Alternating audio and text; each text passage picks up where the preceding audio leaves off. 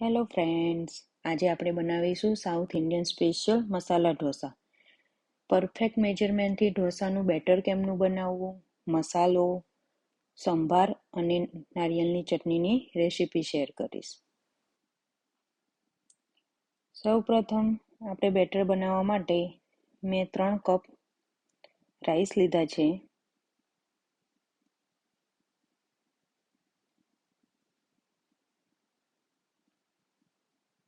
અને તે જ કપથી હું 1 કપ અડદની દાળ લઈશ.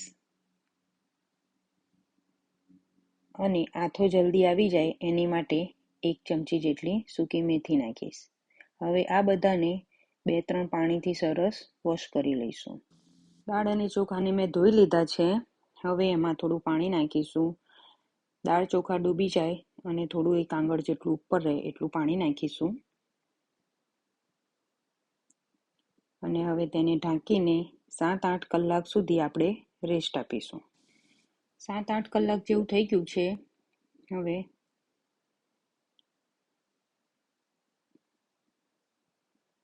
દાળ અને ચોખાને આ રીતે જોઈ લઈશું, સોફ્ટ થઈ ગયા છે. ક્રશ કરી લઈશું. દાળ ચોખામાંથી હું પાણી કાઢી લઈશ અને હવે આને આપણે એકદમ ઝીણું ક્રશ કરવાનું છે. એની માટે મેં એક મિક્સી જાર લીધી છે. તેમાં થોડા દાળ ચોખા નાખીશ અને થોડું પાણી નાખીને એકદમ ઝીણું ક્રશ કરી લઈશ.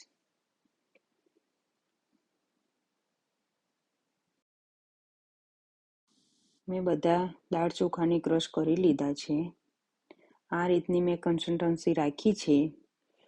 અહીંયા -7 ડિગ્રી ટેમ્પરેચર છે, એટલે હું 7-8 કલાક જેવું આથો લાવવા રેસ્ટ આપી શકું.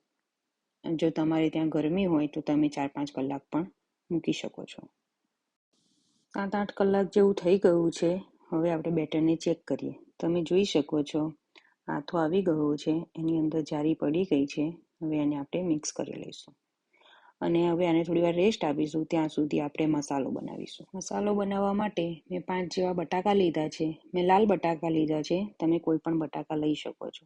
હવે એમાં થોડું પાણી નાખીશ અને થોડું સોલ્ટ નાખીશ અને હવે એને 3 સીટી આવે ત્યાં સુધી હું બાફી લઈશ. બટાકા બફાય છે ત્યાં સુધી આપણે સંભાર માટે દાળની તૈયારી કરી લઈએ. મેં 1 કપ જેટલી તુવેરની દાળ લીધી છે. એને સરસ 2-3 પાણીથી વોશ કરી લઈએ. દાળને વોશ કરીને મેં કુકરમાં લઈ લીધી છે. હવે તેમાં 1 ગ્લાસ જેટલું આપણે પાણી નાખીશું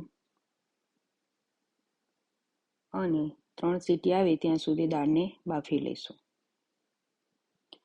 દાળ બફાય છે ત્યાં સુધી આપણે ચટણી બનાવી લઈશું. મેં એક મિક્સી જાર લીધી છે. એમાં થોડી કોથમીર, મેં લીલું નારિયેળનું છીણ લીધું છે. મારી પાસે ફ્રોઝન છે, તમે ફ્રેશ પણ લઈ શકો છો. થોડા રોસ્ટેડ ચણા લઈશ, તમે દાળિયા પણ નાખી શકો છો. 2 જેવા લીલા મરચાં, અડધા લીંબુનો જ્યુસ, 1 ચમચી જેટલી સુગર અને સ્વાદ અનુસાર સોલ્ટ. 3 જેવા આઈસ ક્યુબ નાખું છું કે ચટણીનો કલર સરસ આવે.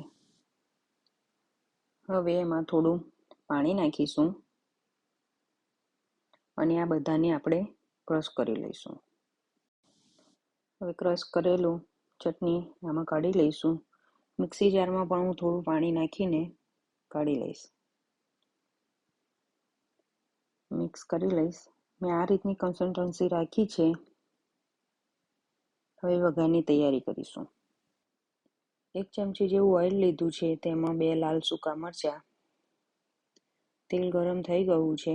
હવે તેમાં અડધી ચમચી જેટલી રાઈ નાખીશ અને રાઈને આપણે ફૂટવા દઈશું. રાઈ ફૂટી ગઈ છે. હવે એમાં 4-5 મીઠી લીમડીના પાન નાખીશ અને એને સોતે થવા દઈશ.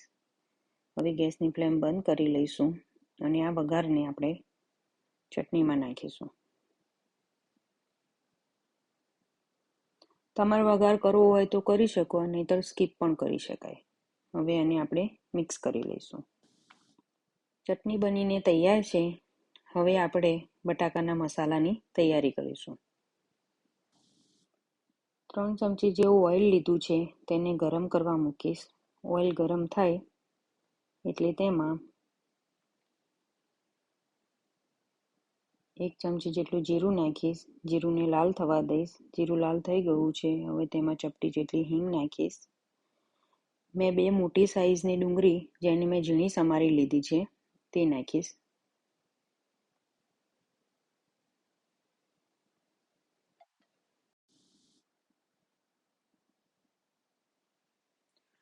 ડુંગળીને સોતે કરી લઈશું. હવે એને હલાવતા જઈશું અને સોતે થવા દઈશું. 50% જેવી ડુંગળી સોતે થઈ જાય એટલે લીલા મરચાં નાખીશું. 50% જેવી થઈ ગઈ છે. હવે એમાં 3 લીલા મરચાં લીધા છે જેને મેં ઝીણા સમારી લીધા છે તે નાખીશ અને બંનેને હલાવતા જઈશું.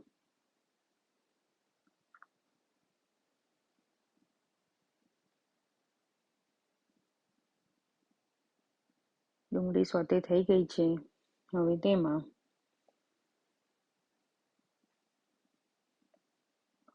અડધી ચમચી જેટલી હળદર નાખીશ.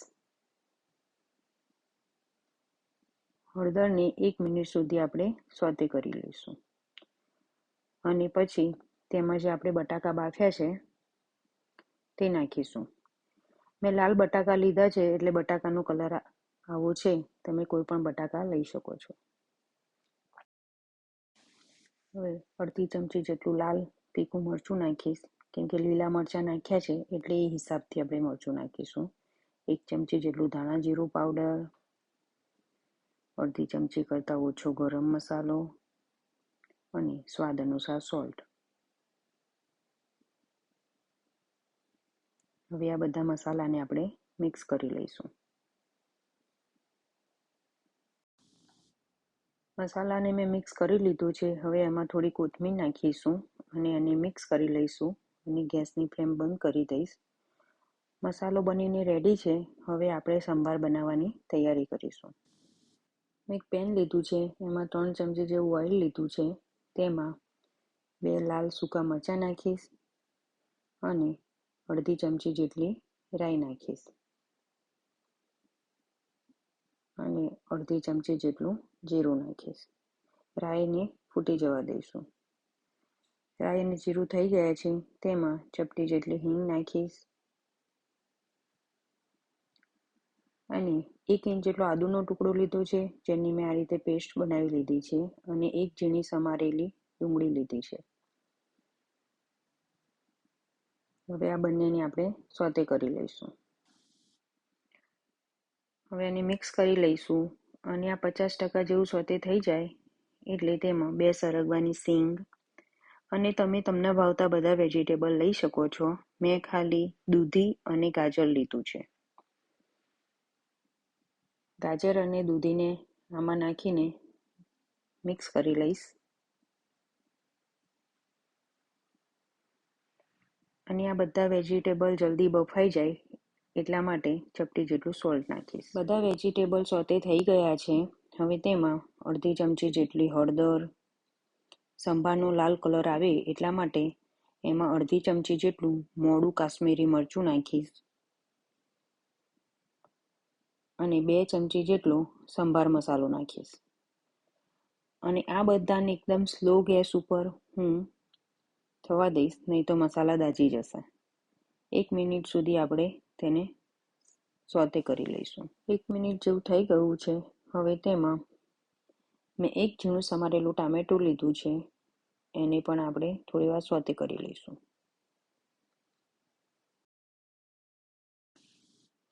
ટામેટામાંથી ઓઇલ છૂટું પડવા લાગ્યું છે. હવે આપણે બધા મસાલા કરી લઈશું.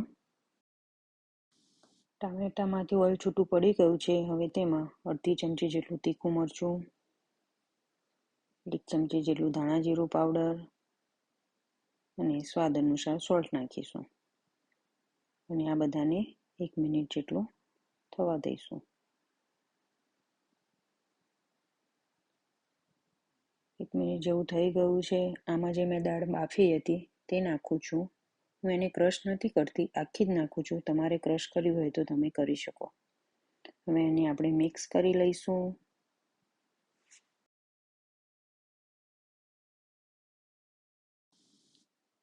દાળ મિક્સ થઈ ગઈ છે. હવે તેમાં 1.5 ગ્લાસ જેટલું પાણી નાખીશ અને એને થવા દઈશ. હવે તેમાં અડધી ચમચી જેટલું આમચૂર પાવડર અને અડધી ચમચી જેટલો ગરમ મસાલો નાખીશ અને મિક્સ કરી લઈશું અને સંભારને 10 થી 15 મિનિટ સુધી ઉકાળી લઈશું. સંભારને આપણે ધીમા ગેસ ઉપર ઉકાળીશું. સંભાર જેટલો ઉકળશે એટલો એનો ટેસ્ટ સરસ આવશે. વચ્ચે વચ્ચે આ રીતે સંભારને આપણે હલાવતા જઈશું. 15 મિનિટ જેવું થઈ ગયું છે. સંભાર ઉકળી ગયો છે. હવે એને આપણે કાઢી લઈશું. ત્યાં સુધી ઢોસાની તૈયારી કરીશું. મેં 2 ચમચા જેવું બેટર કાઢી લીધું છે. હવે તેમાં સ્વાદ અનુસાર સોલ્ટ નાખીશ અને આ બેટરને મિક્સ કરી લઈશ. મને બેટર થોડું થીક લાગે છે એટલે હું એમાં થોડું પાણી નાખીશ. એકદમ થોડું જ નાખીશ. હવે એને આપણે મિક્સ કરી લઈશું.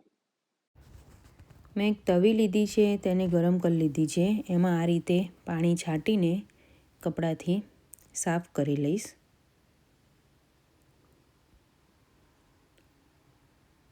હવે તેમાં 1 ચમચો જેટલું બેટર નાખીને આ રીતે હું ગોળ ગોળ બેટરને પાથરી લઈશ.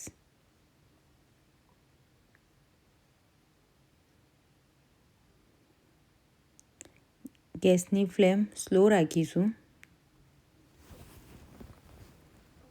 હવે તેમાં અડધી ચમચી જેટલું બટર નાખીશ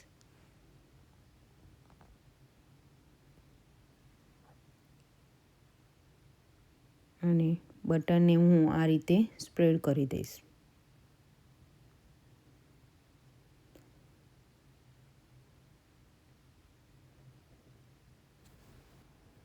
હવે તેમાં હું અડધી ચમચી જેવી શેજવાન ચટણી લઈશ. આ ઓપ્શનલ છે, તમારે નાખવી હોય તો નાખી શકાય, નહીં તો સ્કીપ કરી લેવાનું. હવે ચટણીને પણ આ રીતે સ્પ્રેડ કરી લઈશું.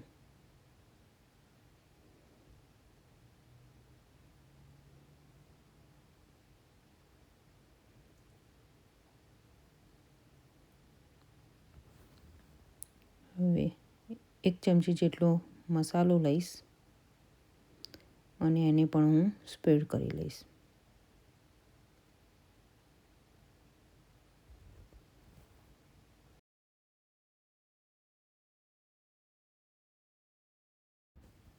મસાલાને મેં આ રીતે પાથરી લીધો છે. હવે એમાં થોડું ચીઝ છીણીશ.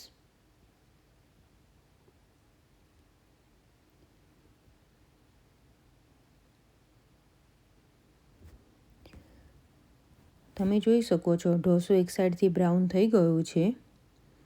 હવે એને આપણે કાઢી લઈશું.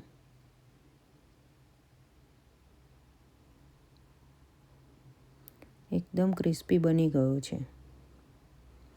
હવે આપણે બધું સર્વ કરીશું. ઢોસા બનીને તૈયાર છે. આ મસાલા ઢોસા તમે સંભાર સાથે અને નારિયેળની ચટણી સાથે ખાઈ શકો છો. જો તમને મારો વિડીયો પસંદ આવ્યો હોય તો મારી ચેનલને સબસ્ક્રાઈબ કરજો. Thank you.